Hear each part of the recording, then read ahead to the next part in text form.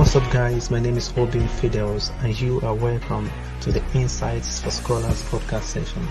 Remember, we are committed to bringing you insights and information that will help you gain more value for the knowledge and principles taught in schools, and also provide you with the motivation necessary to turn this knowledge into useful tools for creating the greatness you have always desired. So keep listening as we bring you the best insights you can ever get today.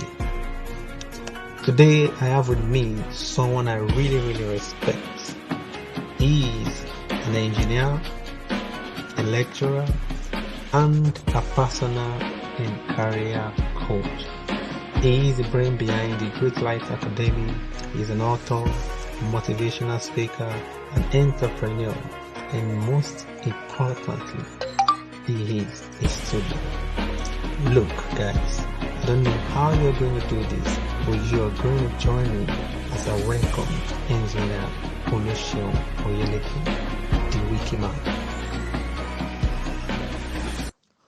Okay, so the central question is, what are the 3 practical ideas or advice you can recommend for students to apply within the 4 years in college to guarantee or improve their chances of reaching their career goal, be it a job or starting an enterprise? As simple as this question sounds, it's not actually easy to answer. And the reason is there are a lot of parameters to consider when answering this type of question.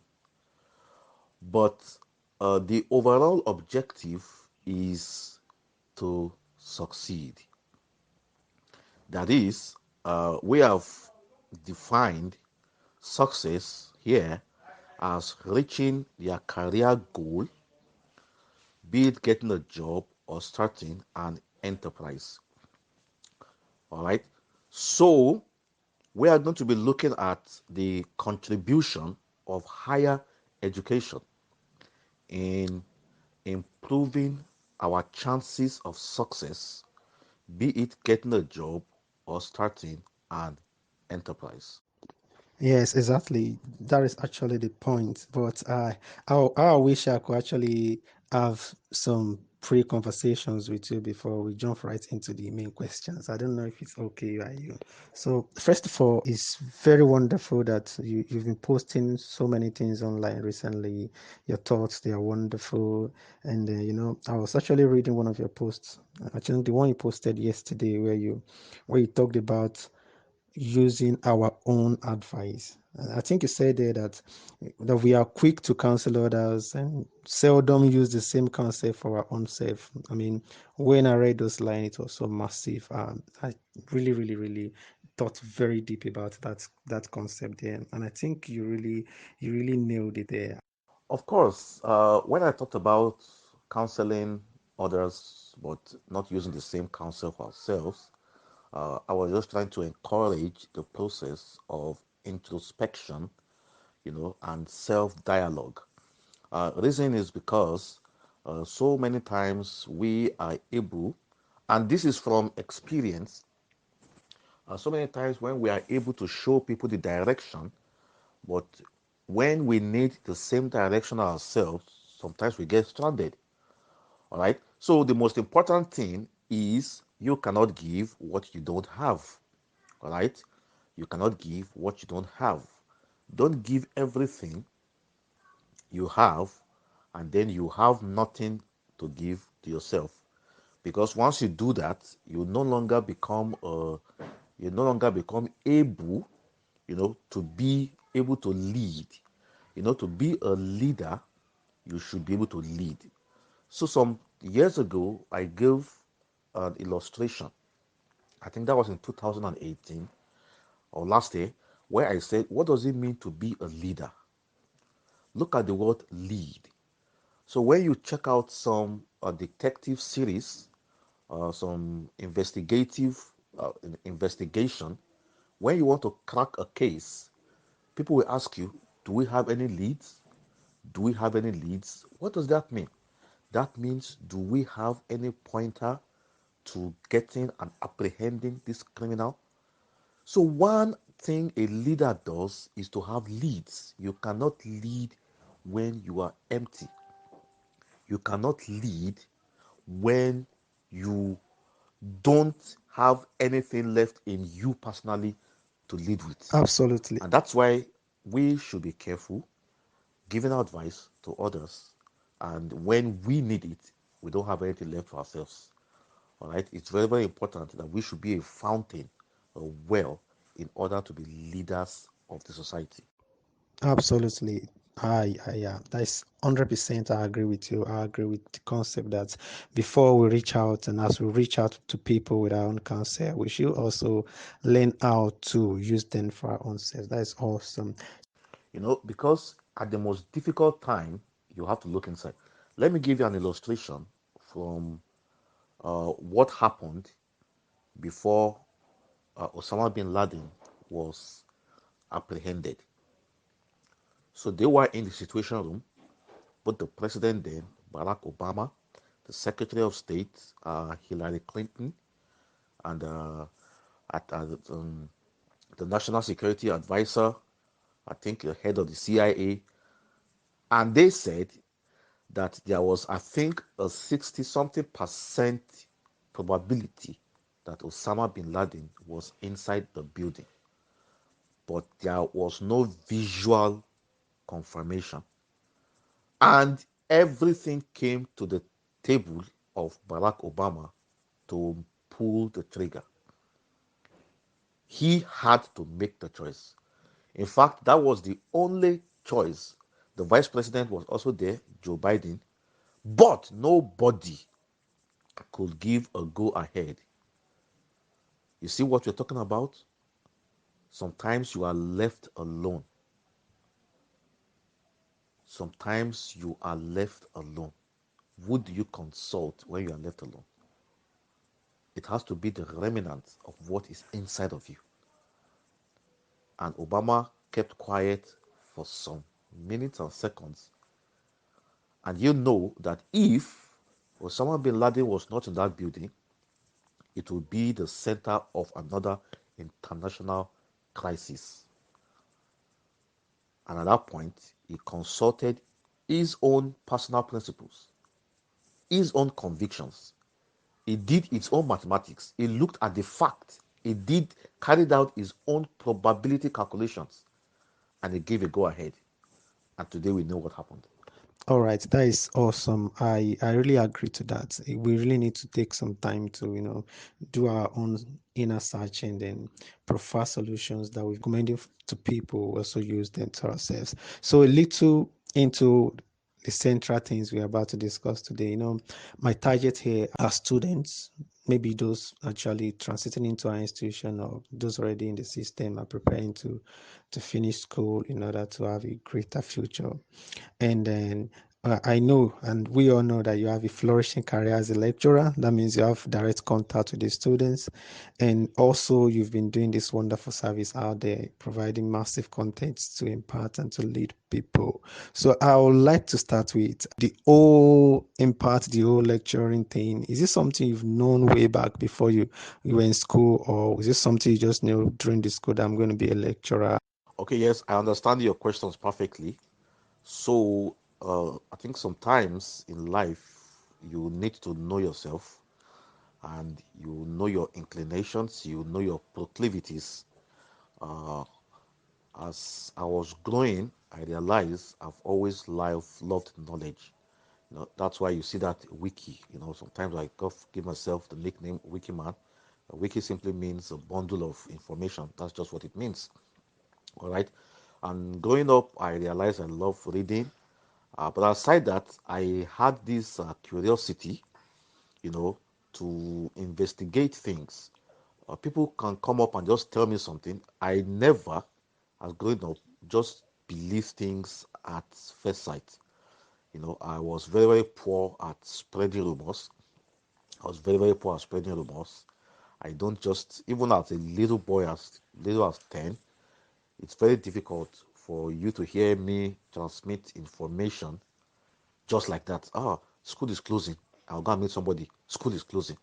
It was always about making inquiries. It was always about investigating. It was always about gathering information. It was always about gathering facts. All right. So as I grew, I understood that I had a passion for information product. You know, I had a passion for transmitting knowledge, and also growing up under parents who were lecturers. My dad was a lecturer. My mom was a lecturer. So much of academic motivation around me, and all this put together with my passion to see productive information passed across to young people. All right. So as I grew, what was different about me now and then is that I don't just pass across any form of information now. I want to pass information as practical as possible. All right. And from then, and that's why I think I'm doing what I'm doing. Uh, Even when I teach my students, I try my possible best to be very practical and tell them what areas where they can apply what I'm teaching, not just giving them head knowledge. A little bit forward, let me say, for some people that don't have those opportunities like you had, like me personally, I know I never grew up in an academic environment, and it has been business. So how else do you think people can find that interest? You talked about your passion is about knowledge. How else do you think students these days can find those interests, can explore to get to know what they can invest their life into? Okay, so this is what we have been trying to correct in society. Education is like water, information is like water. So imagine if I'm asking you now, what is the purpose of water? What are you going to say the purpose of water is? It's going to be difficult to answer because the question you will now ask me is, or let me reframe my question to make it easy for you. What do we not do with water? And that's how information is. That's what education is. Education on its own is like the water that you mix with cement. It's like water that you use to clean your sewage. It's like water that you mix to make your cake. It's like water that you mix to make your biscuit. It's like water that you spray when you are ironing your clothes. Water is used for everything. So we need to demystify the the idea that education or information is a stand-alone parameter. No. If you want to be a successful entrepreneur, you want to be a successful businessman, you need education. You don't need to become an academician. That's the difference. What you need is education. So the motivation for people who grew up with in a business entrepreneurship environment is that they need education. When you go to YouTube, you'll see videos like high income earning skills, digital marketing, how to target your customers, how to build good products. Is that not information? Is that not education? So, but the only people that will have problems are the ones. Recently, I put on my Facebook something Sam Adeyemi said. He said people who fail are people who don't value information. And I think those are the ones that will have problems. That is, people who don't value information. It doesn't matter whether you are selling spare parts or you're a tailor or you're a carpenter, you'll notice that the ones that values information will do better than the one that doesn't value information. So the motivation is that just like the way you can't do without water, you can't do without education. But where we later draw the line is, are you saying I can't do without certificates? And that is another entirely different discussion. Yeah, now it's getting really, really interesting. Like, I'm actually interested in this area. These days, you can see there's this popular drive and encouragement for people to go into education. People should not sit at home. Young people to go to school. People should go to college. But from what you're saying, particularly, and I agree to it to an extent, is this. there are so much online. There are so many things out there that people can explore to get information. So, can we say that that is an alternative to school? Can we say people can actually forget about tertiary education and then do YouTube, pick up the information they need out there, and then go ahead with life? Okay, so this is very good. We need to untangle the uh, the concepts in this discussion. There is difference between there is information, isn't it? And then you have organized information which commits into academic qualification. Now, remember what I posted at first. I said this is the reason why these questions are difficult to answer because they involve a lot. But are we talking about Nigeria or are we talking about the world at large? If I will answer these questions as a Nigerian, the, the answers I will give will be totally different from if I will answer it if I was asked by an American. So now let's answer it as a Nigerian. Yeah, because every society is unique, every society is peculiar. In Nigeria, the evidence that education has taken place is you go to primary school, you go to secondary school, then you write JAMB, you write WAEC, you write NECO, and then you go to the university, all right? And then you graduate. That is what some Nigerians term as being educated. And as long as that is what the Nigerian system sees as being educated, you have no choice. And the reason is if you don't have that evidence, I remember in your pre-question, we defined success as two things: either getting a good job, building a good career, or running a business. So I am yet to see any organization in Nigeria employ someone because of what they felt he can do. You keep on seeing civil service, put this one on grade 4, grade 5, level 4, level 5. It is not based on skills. That is purely based on academic qualification. And that means we don't have a choice.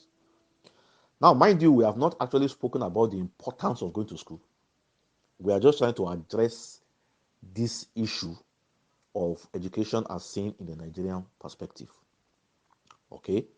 So when we are answering the core questions you sent to me, we are now going to talk about what is the overall advantage of actually going through this structured educational system to the success of an individual. But for now, you cannot replace education in the Nigerian context with self-education. Because even if you tell a bank manager, I studied accounting online, I studied taxation online, many people will not employ you because that is the system we operate over here. Absolutely. Yeah. Nigeria. All right. So, uh, it we are also not saying that in foreign overseas or in Europe or in America they don't ask for academic qualification, but I can tell you that things are changing. All right. Also, in Nigeria, the idea that you went online, you studied for a nano degree online, you got a certificate, can show some level of skills and competence. But then if you present that in a federal civil service, I don't think anybody will like consider you as qualified.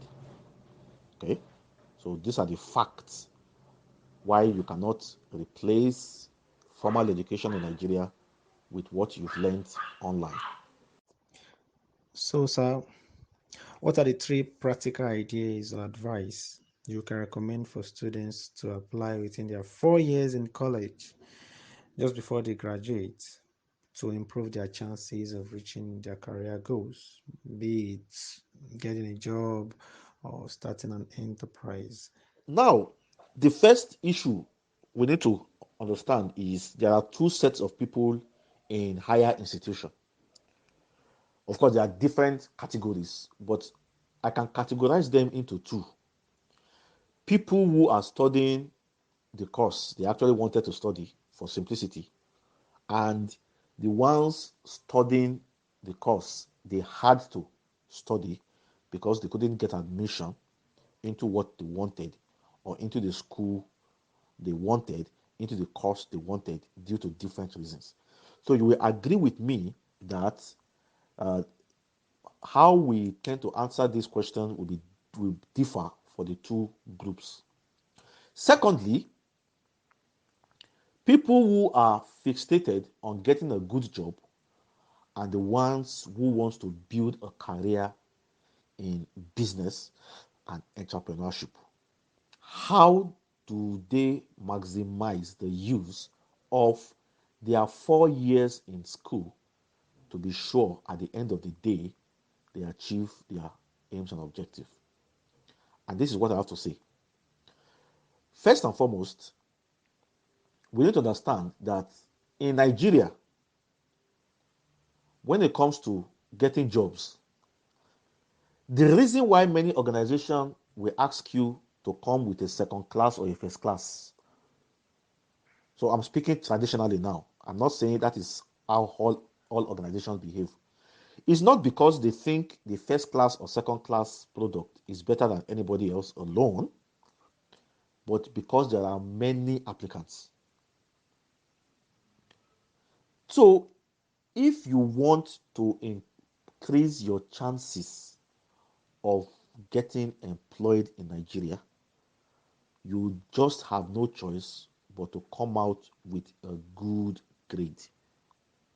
And I can tell you from experience that a lot of big companies, oil companies, talk about Mobil, talk about Chevron, especially those ones who hire based on merit, not some political or some tribal things.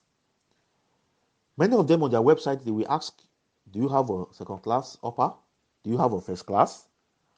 So it's like a pyramid. The major reason is not because they think the first class, because you'll be shocked that maybe the people even asking you for first class don't have first class. But they know that the moment they say anybody can apply, their server will crash. So we are trying to be very frank here. Now, also look at scholarships. You will see a government organization are telling people to apply for scholarship, and the next thing they will tell you is that this application is only for first class and second class upper. What can we do? We can't change that system. That is the system that we have. So, one of the first thing, now mind you, we are not talking about what to do after leaving school. If the discussion is how do you increase your chances of getting a good job after leaving school, then I would have introduced other parameters like certifications, uh, your profile, how you package yourself, how you prepare your CV, how you go for further training. But what we're talking about is that 4 years you're in school, you have no choice but to target the highest grade. Reason is because when applicants get too much, right, then you can be segregated if you don't fall into the first or second level of the pyramid. All right. So, for those who want to be gainfully employed, you just need to have a very good grade. Because if you are graduating with third class, I can assure you, many oil company will not invite you. It doesn't matter what you know. Now, mind you, we are not saying you won't get a job. But I can tell you that before a third class gets a good job in Nigeria, then he has to apply that after graduation principles. which is not what we are talking about for now. All right. But if you come out with a first class or with a second class upper, because that is how Nigeria is being structured, you'll be sure that a lot of vacancies you will see, at least you will qualify to apply. Because the struggle with the massive quantity of people rushing to the labor market, the struggle is much. So some are not even, in fact, someone told me once that I'm not even looking for a job. Let them just even invite me. Let them just even invite me. You go to a website, they ask you this O level, everything. Then at the end, you just come and see this vacancy is only for first class and second class upper. And then, even the ones that don't put that caveat, they also do the same. When they get a lot of CVs, they first look at the first class and second class, and all the other guys in 2-1, 2-2, third class, they push them aside. So that is as far as getting a job in Nigeria. You must have the best grades. All right. So let's keep that for those who wants a job. Make sure you don't spend your 4 years in school and don't come out with the best. Okay, that's one. And then, like you said, is try as much as possible to have a good grade, that the first class or the second class, at least let your class be high. I've taken that. So let's get more. What's the next thing you may recommend for us still in school? Yeah. Okay, then for those who, of course, even if you want to have a business when you finish school, it still doesn't mean you should not go for the best grades. So that advice of going for the best grades is we cannot compromise on that. Going for the best grade has so many other advantages.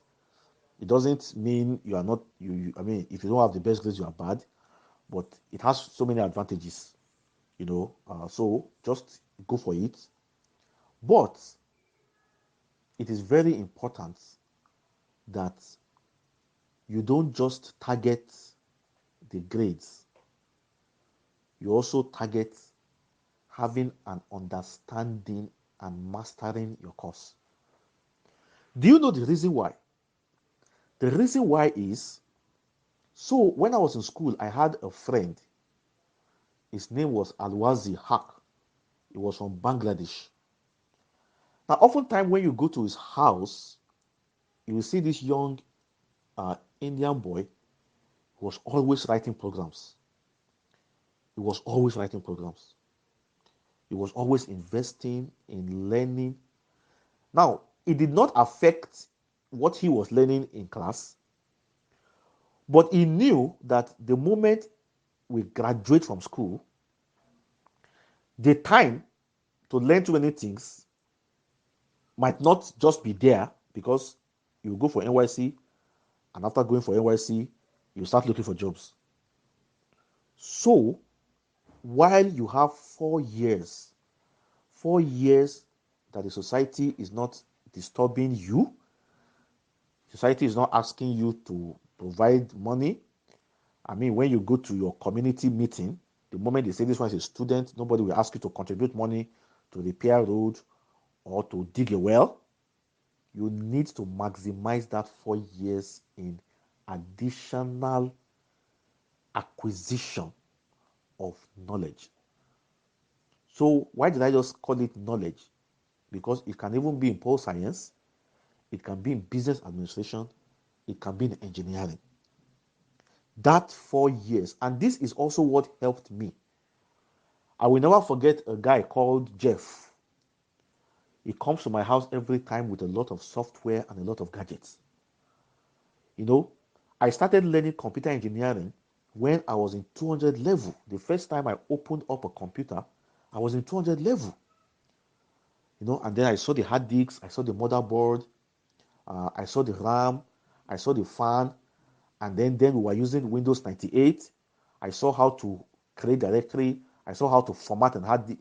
Believe you me, if I tell you this thing does not help me when I finish school, I lie.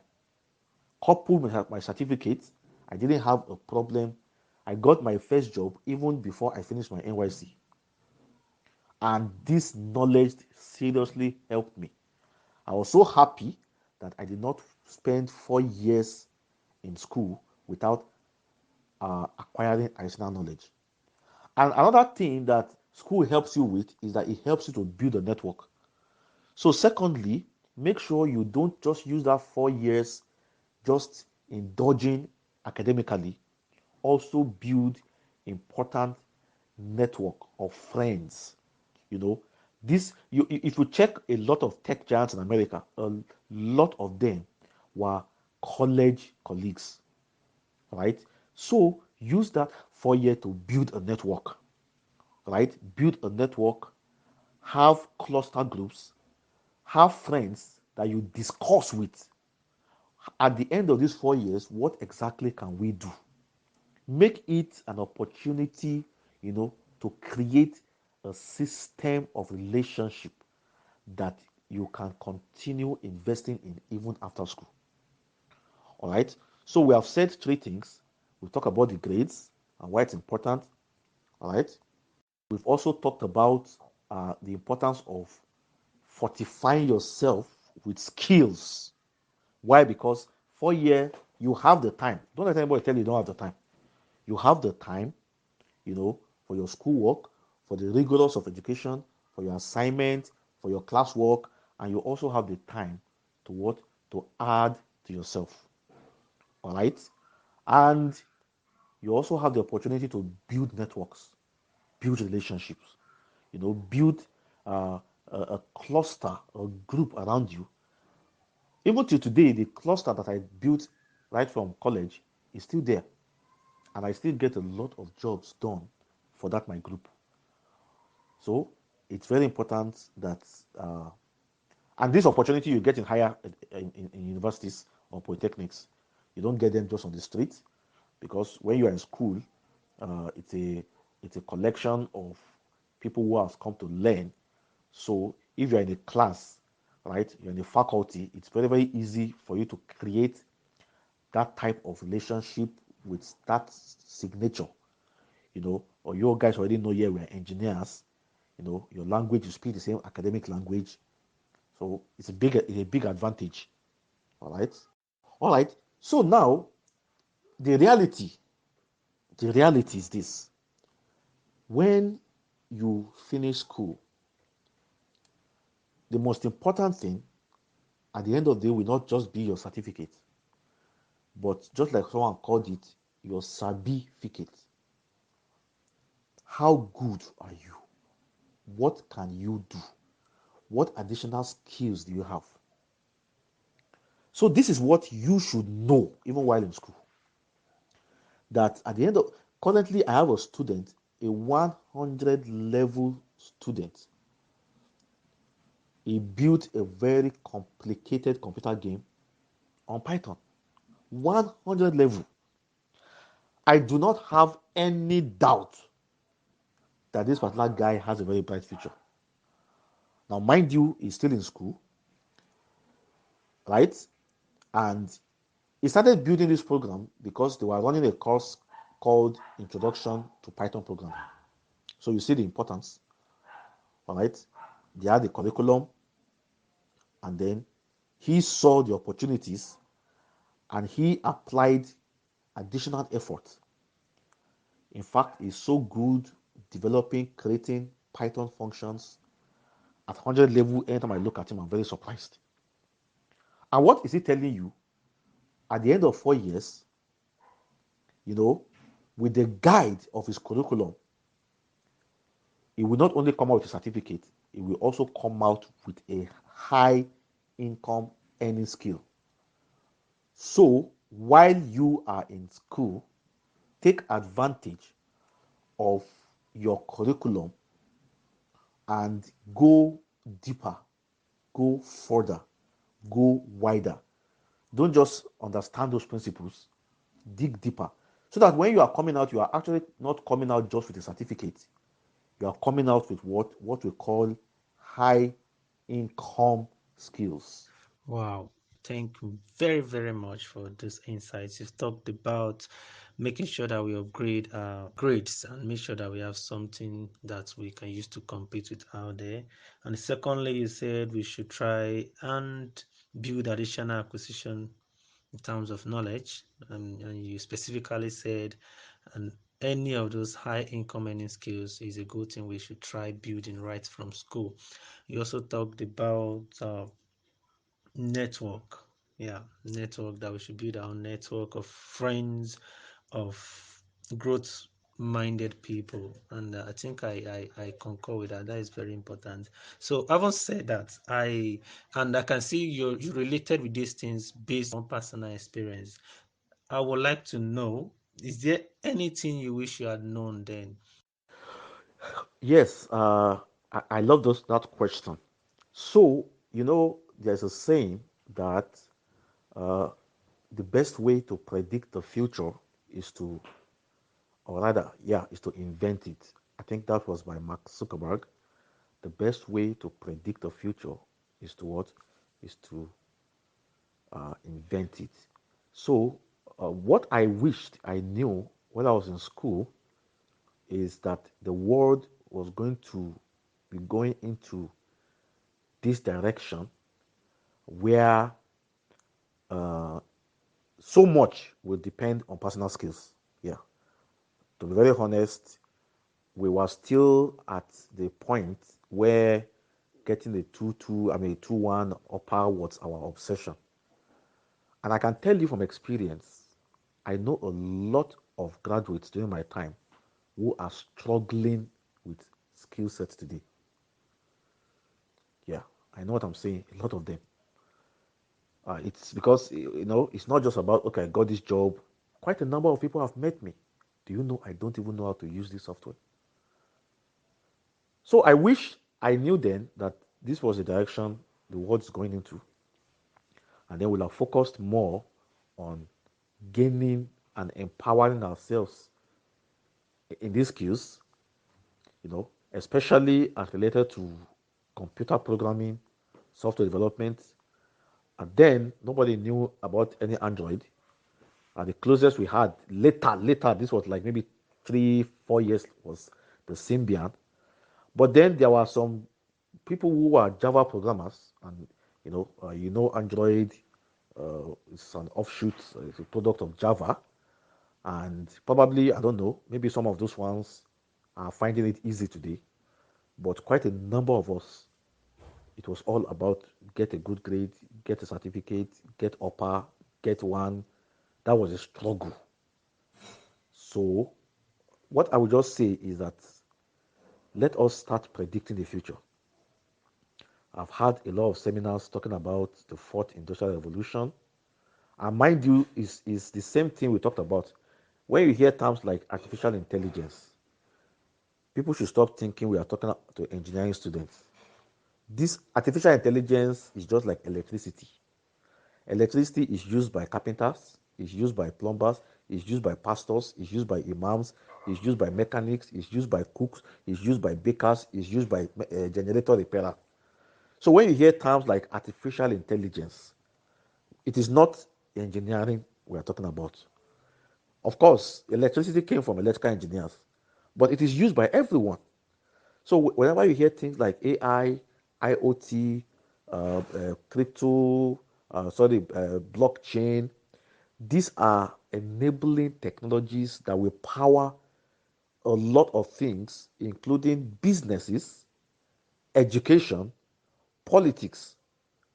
So I will strongly encourage any student now, whether you are studying sociology, whether you are studying business administration, whether you are studying political science, understand these technologies, understand data science. A political science student should be able to understand data science. You should know how to visualize data. You should know how to analyze data.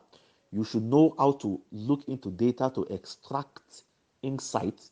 You should know an accounting student should be able to look at business trends and be able to tell when what this happening, when these sales go up, just from data. I am telling you, any student who did not educate himself in these areas simply because he wants to come out with a good grade is going to be very lost in the future. Wow. Thank you very much for all this information. They are so important to us. Just before we shut down and ask the last question, I would like to know where we can meet you online, your website or your LinkedIn account, in case anybody that wants to contact you that is. Yes, thank you very much. I'm also honored to be invited by you. So, like I said in the introductory part, these questions can be taken from so many perspectives, right? I could not address the issues of those who found themselves studying courses that was imposed on them.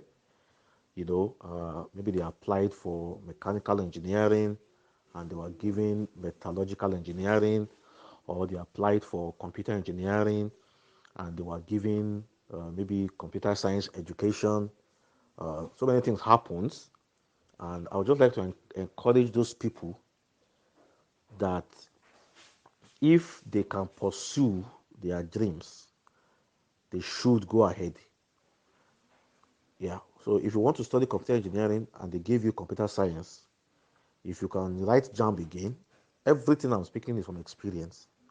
If you can write the jump again, try another school, right? If you can achieve that, it's best you try. Try. If you can make the change, it's best you try. We don't want uh, regrets or remorse in the future. But if you can't try, and I don't want you to say, let me just pass through school and forget about it. Try, right? But if you can't try, for example, you want to study aviation and your parents can't afford it, then you must understand that what makes you successful in life is not doing what you love, but learning to love what you do. At that point, it is not bad sometimes to give up. What is bad is to give in. Giving up is not always a sign of compromise. It is giving in that becomes a compromise. You give up not because you are relinquishing your dream, but because you are trying to switch lane. So, if I want to build a house and they say the house is 50 million, I can give up on building a 50 million house to go and build the one of 25 million. But giving in means I have allowed that challenge to overwhelm me, and hence I abandon my pursuit. You don't fail because you fell. You fail because you stayed down when you fell. So for people like that, you need to start developing passion for what you are studying. Start seeing the opportunities. Know that you have limited time to be in school, and you need to see it as an act of God pushing you in a particular direction. Because any situation you cannot easily change shows that there is something in it for you. A lot of us have experienced where we were pushed into a particular situation, we could not come out of that situation, and then we understood that there was something in there for us. And then the first thing you need to add to what you said before is start developing passion for that field so that your 4 years in school will be maximized. So, in the light of this, like I said, the peculiar nature of this discussion, we can also have one on one counseling with people who are confused in their career. All right. We can have one on one because I've met a student who he was not just interested in what he was reading, and he kept on failing, even to children level. So we can have sessions, maybe a WhatsApp group or a session to discuss more. If you want to reach me, you can reach me on Facebook. I just type my full name, Oluseun Oyeleke Wikiman, and then you can reach me on Instagram. I am Wikiman, and on Twitter at Oluseun Wikiman. I'm also on TikTok. with I Am Wikiman. From next week, I'm going to be posting some short videos on how to do things. Some of us don't even know how to we can run some simple online businesses. Some of us don't know how to become affiliate marketers. Some of us don't know, a lot of things. So you can meet me on those platforms. Thank you very much, sir. I'm so glad. I'm excited you did all this for us. Talking about one-on-one counseling WhatsApp group, maybe one of these days we'll invite you to our Insight for Scholars WhatsApp group, and then we're very happy to hear from you. We are so grateful to have you. Thank you for your insights, and we are going right away to like you on Facebook and begin to devote those information right there. Thank you very much, Sam. Grateful. I'm happy to have you. Thank you.